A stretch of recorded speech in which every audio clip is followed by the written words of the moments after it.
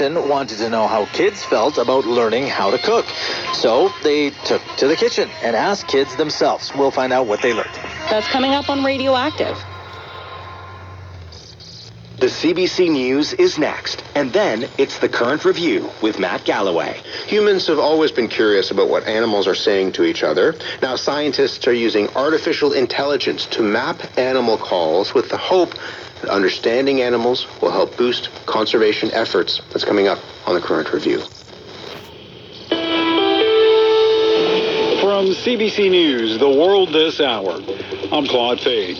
King Charles delivered a throne speech full of flourishing rhetoric about strength and freedom and acknowledgement of tough times. Charles speaking to Canadians feeling increasingly under threat from both the economy and their American neighbor.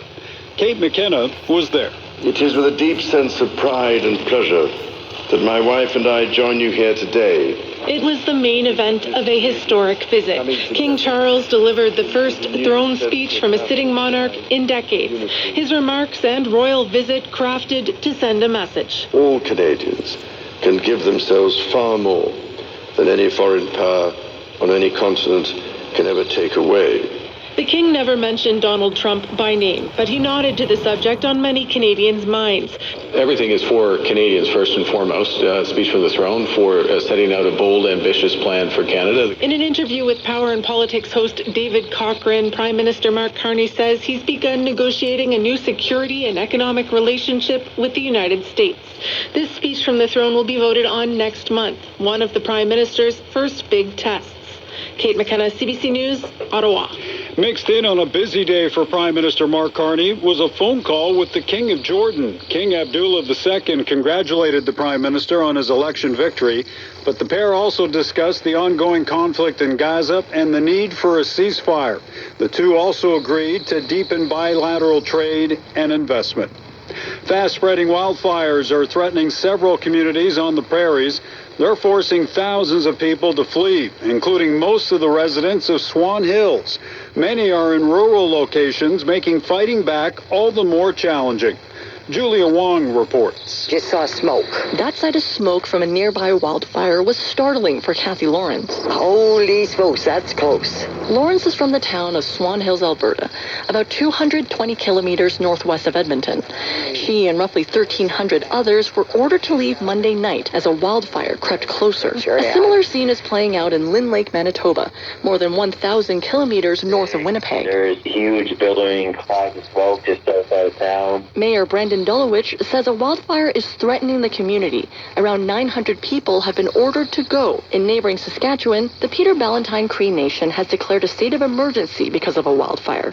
It has ordered about 3,800 people to leave Pelican Narrows, a community 500 kilometers northeast of Saskatoon. Wildfire expert Mike Flanagan with Thompson Rivers University says so far, this season is close to typical. This is our new reality, where we're going to see more fire and smoke. Julia Wong, CBC News, Edmonton. The Calgary company at the center of a large E. coli outbreak has been fined $10,000. Hundreds of children fell ill at various daycares across the city in 2023. The commercial kitchen company Fueling Minds pleaded guilty in April to 4 bylaw offenses. Megan Grant has more. It's a lifelong battle that we will live with forever. Kyla Herman's 4-year-old daughter was hospitalized during the E. coli outbreak. She developed HUS, a condition that can lead to life-threatening kidney failure.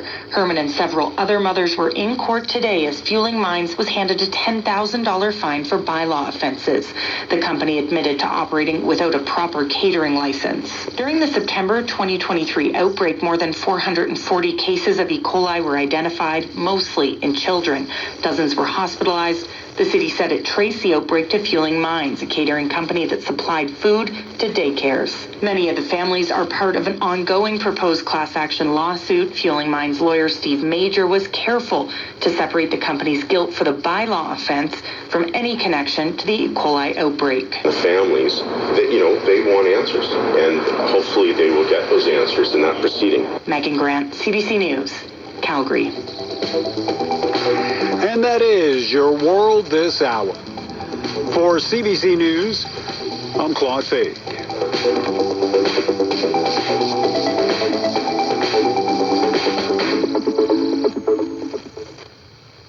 I'm Tahara Faruzan with your regional weather forecast. In Edmonton tomorrow, sunny, windy in the afternoon and a high of 29 degrees. Thursday, sunny as well, high 32. In Swan Hills tomorrow, sunny, windy and a high of 29. Thursday, 40% chance of showers and a high of 27. Tomorrow in Grand Prairie, sunny, high 32. Thursday, a few clouds and a high of 27. And for McMurray tomorrow, sunshine, high 30 degrees. Thursday, sunny, high 33.